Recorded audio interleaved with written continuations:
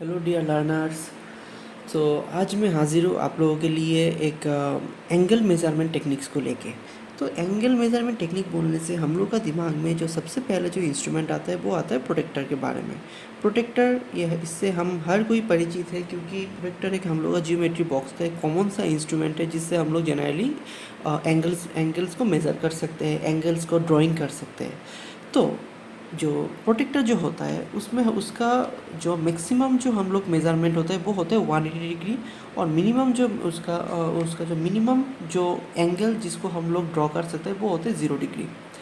तो और उसका जो आपका जो लीस्ट काउंट जो रहता है, जो मतलब उसका जो मिनिमम काउंट, जो एंगल हम लोग उसका लीस्ट काउंट जिससे जो हम लोग उसका मिनिमम एंगल इससे हम लोग ड्रॉ कर सकते हैं वो होता है उसका 1 डिग्री। तो प्रोटेक्टर से हम लोग जनरली 1 डिग्री मिनिमम उसका लीस्ट काउंट वाला एंगल ही मेज़र कर सकते हैं। बट अगर हम लोग को कुछ ऐसा कुछ मेज़र करना है जिसका एंगल 1 डिग्री से भी कम हो, मतलब 1 डिग्री से कम मतलब वो हो सके आपका मिनट में। तो जैसे कि हम लोग को पता है 1 डिग्री इज इक्वल्स टू होता है आपका 60 मिनट। तो 60 मिनट को हम लोग ऐसे भी लिख सकते हैं। तो अगर हम लोग को कुछ ऐसा एंगल मेज़र करना हो जहाँ पे आपका प्रिसिशन बहुत प्रिसिशन बहुत मैटर करता है, जहाँ पे हम लोगों का 1 मिनट का भी प्रिसिशन बहुत ज़रूरी होता है, तो उस केसेस में हम लोग के लिए जो इंस्ट्रूमेंट हम लोग यूज़ करते हैं वो है आपका बेवल प्रोटेक्टर।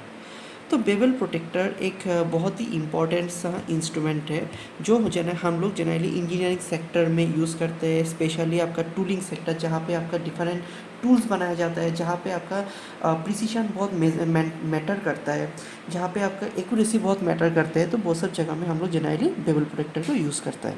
तो बेवल प्रोटेक्टर यहाँ पे मैं उसका वर्किंग फंक्शन बोलने से पहले मैं इसका पार्ट्स के बारे में बोल देते हैं।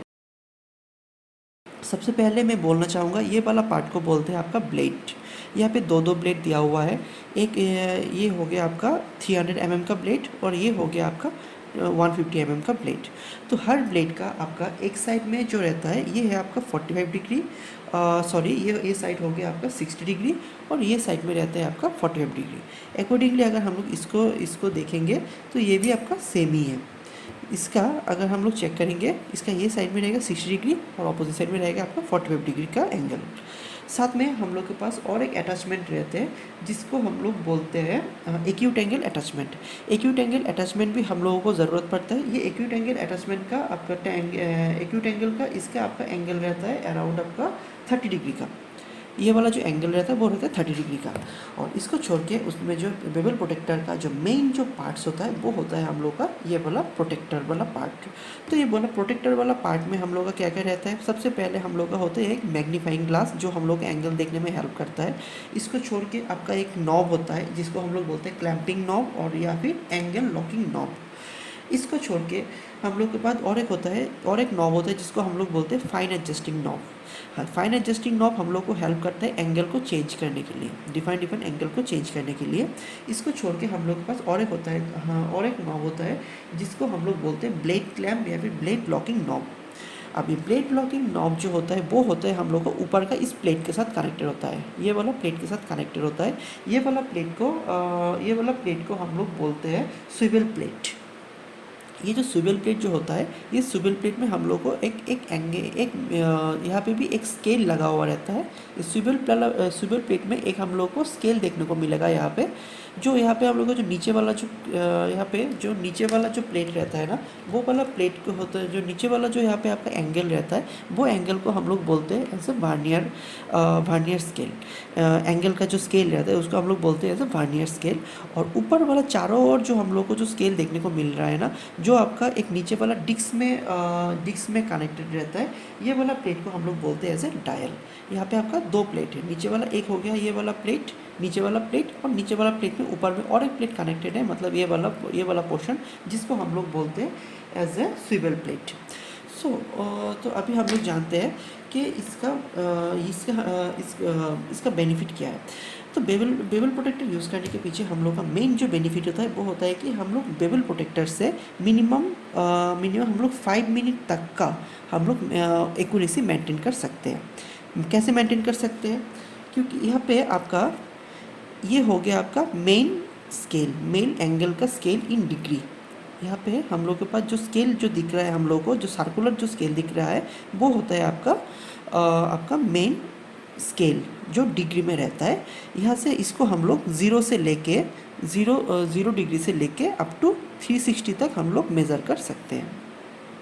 इसको छोड़ के हम लोग को मैग्नीफाइंग ग्लास के अंदर से और एक हम लोग को एंगल दिखने को मिल रहा है जिसका सेंटर में 0 है और जिसका बोथ साइड में 30-30 और 60-60 मिल रहा है, जिसका नीचे में अगर हम लोग चेक करेंगे तो यहाँ पे आपका 0 के बाद अगर आप इस साइड में देखेंगे तो यहाँ पे आपको 1 2 3 4 5 6 7 8 9 10 11 12 लाइन्स मिलेगा। Same to same opposite side में भी आपको 12 लाइन्स मिलेगा। दैट मीन्स 0 का आपका बाई तरफ भी 12 लाइन्स मिलेगा और आपका दाएं तरफ भी 12 लाइन्स मिलेगा।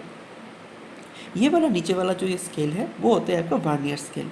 ये वर्नियर स्केल आपका ये स्विvel प्लेट के साथ कनेक्टेड रहता है, स्विvel प्लेट के साथ वो कनेक्टेड है। तो अभी हम लोग चलते हैं कि उससे हम लोग कैसे मेज़र करेंगे। तो इसको मेज़र करने का बहुत सारा टेक्निक्स है। ये मैं यहाँ पे हम लोग का करने के लिए हम लोग का अच्छा यहाँ पे और एक पार्ट है जो मैंने आप लोगों को इन्फॉर्म नहीं किया। यहाँ पे ये वाला जो डायल है, ये डायल के साथ एक ये वाला पार्ट भी कनेक्टेड रहता है जिसको हम लोग बोलते हैं स्टॉक या फिर बिम। ये वाला पार्ट जो आपका मेन डायल के साथ कनेक्टेड है, ये आपका आप देख सकते हैं कि स्विvel प्लेट के साथ कनेक्टेड नहीं है। स्विvel प्लेट को मैं मूव कर सकता हूँ, स्विvel प्लेट को मैं इधर उधर मूव कर सकता हूँ, बट ये वाला जो स्टॉक जो पोर्शन है वो आपका डायल के साथ कनेक्टेड है। सो अभी हम लोग चलते हैं कि हम लोग कैसे इससे मेज़र करेंगे। इससे हम लोग कैसे कोई भी एंगल मेज़र कर सकते हैं विथ एक्यूरेसी ऑफ 5 डिग्री। अभी हम लोग देखते हैं। तो इसके लिए हम लोग क्या करेंगे, मुझे यहाँ पे 2 ब्लेड दिया गया है। एक है आपका 300 का ब्लेड, 300 mm का ब्लेड, और एक है हम लोग के पास 150 mm का ब्लेड। मैं अभी फ़िलहाल 300 वाला ब्लेड से आप लोगों को दिखाता हूँ तो वो समझने के लिए हम लोगों के लिए अच्छा होगा। तो उसको क्या करना है हम लोग को, ये वाला जो 300 ये वाला जो ब्लेड है उसको मुझे क्या करना पड़ेगा, यहाँ पे जो नॉब दिया गया है, जो ब्लेड क्लैंपिंग नॉब दिया गया है, वो नॉब को मुझे इसको ऑन करके, मैं जो ऑलरेडी पहले से ऑन करके उसको लूज़ करके रखा हूँ, उसके नीचे से मुझे उसको अंदर ले जाना है।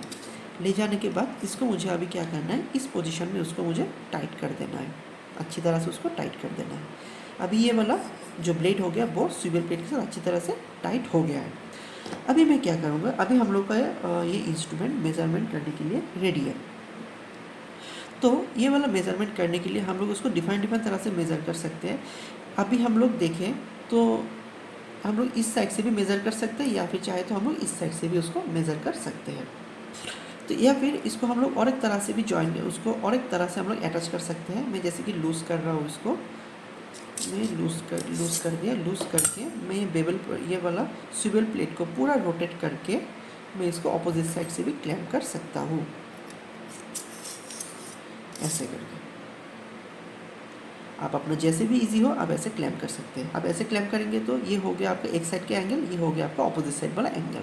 तो ये साइड वाला जो आपका जो राइट साइड वाला जो एंगल होगा उसका रीडिंग मिलेगा आपको आपका मैग्नीफाइंग ग्लास में लेफ़्ट की तरफ, और आपका जो लेफ़्ट साइड वाला जो एंगल होगा उसका रीडिंग मिलेगा आपको मैग्नीफाइंग ग्लास का, या फिर यहाँ पे जो हम लोगों को जो 0 जो मार्क दिख रहा है या फिर 90 डिग्री का जो मार्क दिख रहा है उसका राइट साइड की तरफ। तो अभी हम लोग उसको मेज़रमेंट करने के लिए मेरे पास एक सैंपल है, एक मैं जैसे कि एक पहले से एक मैं सैंपल रखा हुआ आप लोगों को ये दिखाने के लिए। अच्छा, तो मेरे पास ये जो मेरे पास जो सैंपल है, मैं एक एंगल डिफाइन एंगल का, इसका अभी मैं आप लोगों को मेज़रमेंट करके दिखा रहा हूँ। तो मेरे पास यहाँ पे एक एंगल है, यहाँ पे एक अलग एंगल है, और ये दोनों तो हम लोगों के पास राइट एंगल है। तो मैं फ़िलहाल पहले इसको मेज़र करते हैं कि इसका मेज़रमेंट कितना है।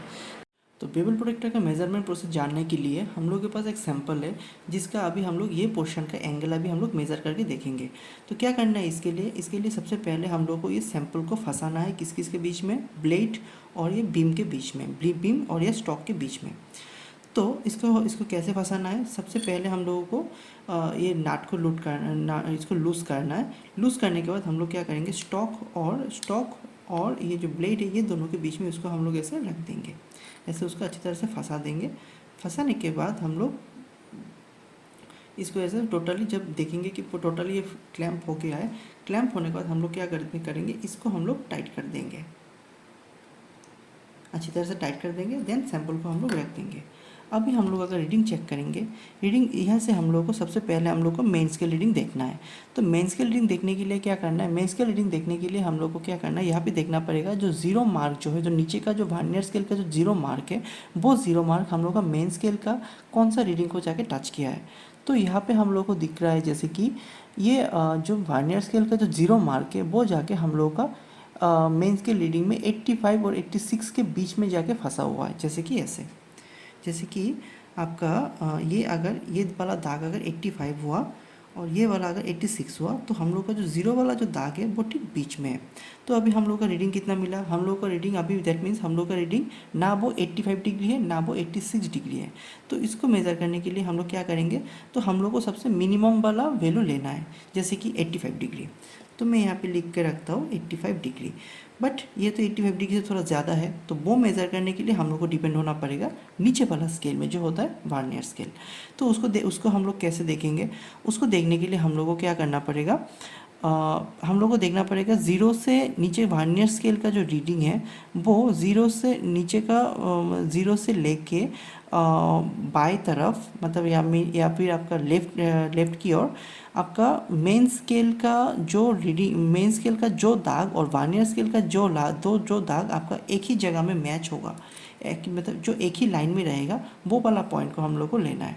तो यहाँ पे अगर हम लोग देखते हैं तो यहाँ पे हम लोग को दिख रहा है जैसे कि वर्नियर स्केल का जो दाग है वो कि 1 2 3 4 5 6, जो 6 वाला वर्नियर स्केल में जो आपका 6th वाला जो दाग है जिसमें 30 लिखा हुआ है, वो वाला जाके हम लोग का मेन स्केल रीडिंग का एक रीडिंग के साथ वो मेन स्केल रीडिंग का हम लोग का 86 में जाके टोटली वो एक ही लाइन में वो आ रहा है, वो टोटली मैच हो रहा है वो।